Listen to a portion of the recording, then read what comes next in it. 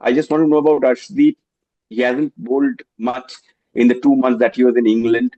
He did bowl in the Dalip Trophy, but when it comes to rhythm, because no one knows the fast bowling and the rhythm of a fast bowler better than you, where do you see him at the start of the Asia Cup? Oh, Arshdeep, we all know what he's capable of doing. And definitely, he must have bowled a lot in England, but he's definitely short of match practice. The rhythm really comes no matter how much you bowl in the net and practice sessions. I think it is important to bowl in matches. And, it's a big challenge for Arshdeep. How quickly he gets back his match rhythm would be very, very important. It can be in a jiffy, or it can take him a couple of matches to get into rhythm. The second question, obviously, like when you are there, we have to ask you about Jasprit Bumrah. Like a lot said about workload management, you have also spoken, you have written about workload management. I want to know that in this 5 match series, would you rather give him rest if you want in any of the matches, like a match against Oman, which is at Abu Dhabi? Before that, you play Pakistan and UAE 2 matches. So, or would you want Jasprit to play all the matches there in the group league stage? Technically, you have to play 6 matches if you are playing the final. So, would you want him to play almost all the matches? I think more than me wanting to play, yes, I would love to see Jasprit play, but I think it is his call. I think him playing all the matches, he should be able to play all the matches.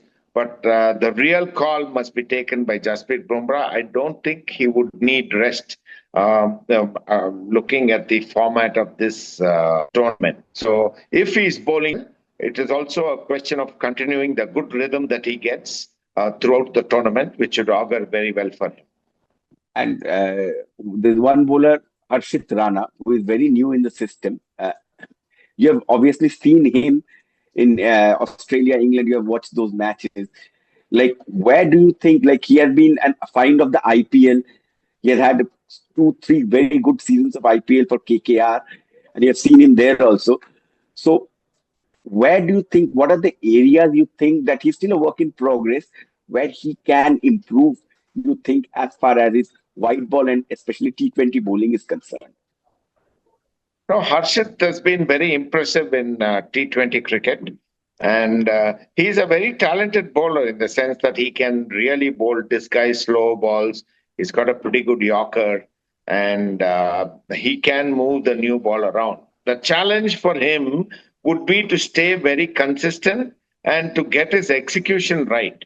His capabilities and his talent is exceptional, but the biggest challenge for him should be to get his execution spot on to be successful in this tournament. And here, the next question is about captaincy. You have been associated with Indian team for 7 years. You have seen MS Dhoni during your phase, the biggest, the almost the full phase of Virat Kohli's captaincy. You have seen Rohit also captain. How do you rate Surya Kumar Yadav as a leader? Whatever you have seen of Surya as a leader of the Indian T20 team, and how do you think with Shubman Gill back and being talked about as an all-format captain, how that relationship pans out? Like you have seen the Dhoni Virat relationship, you have seen Virat Rohit. So, what is an ideal captain and deputy relationship, and how do you think this relationship will pan out?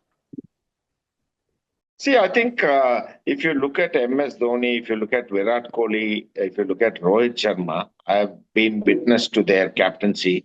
Each have a very distinctive style of captaining, and they all have been successful. Every captain has been very, very successful.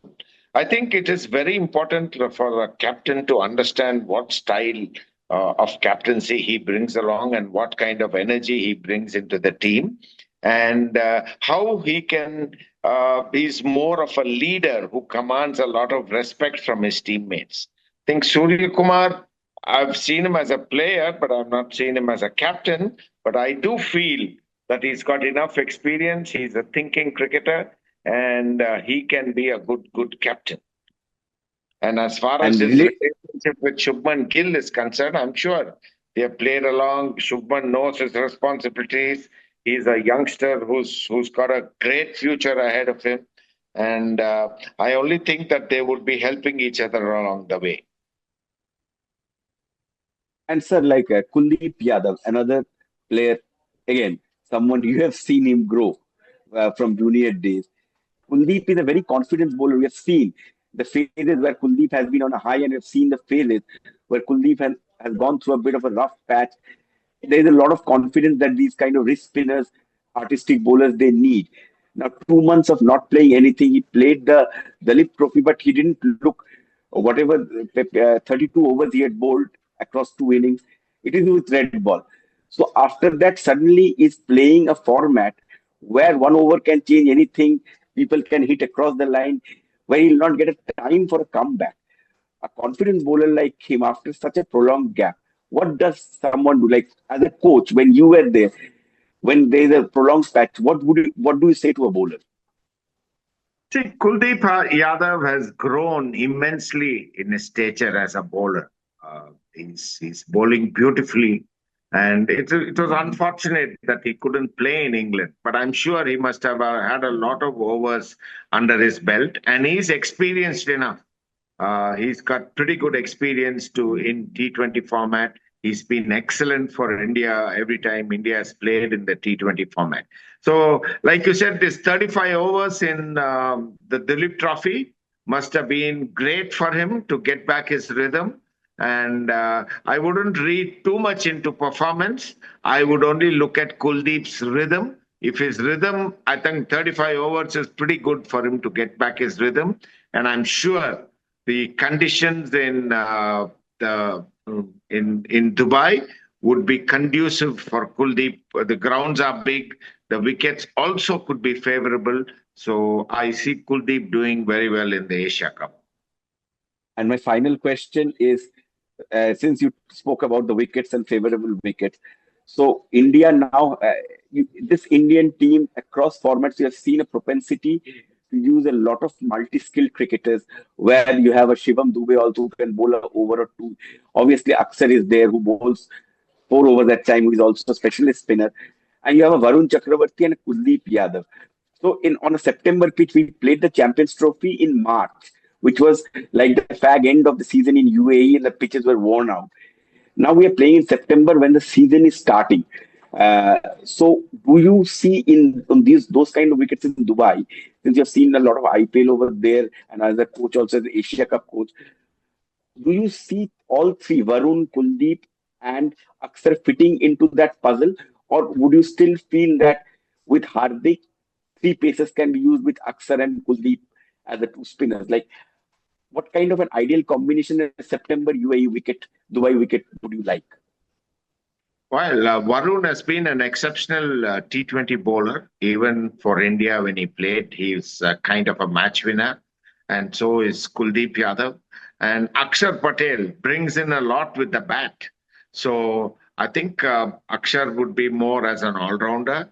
And if there is the wickets are a little conducive, it'll be a great idea to play all three spinners because each one has got different variety. They have experience and they bring a lot to the table, according to me.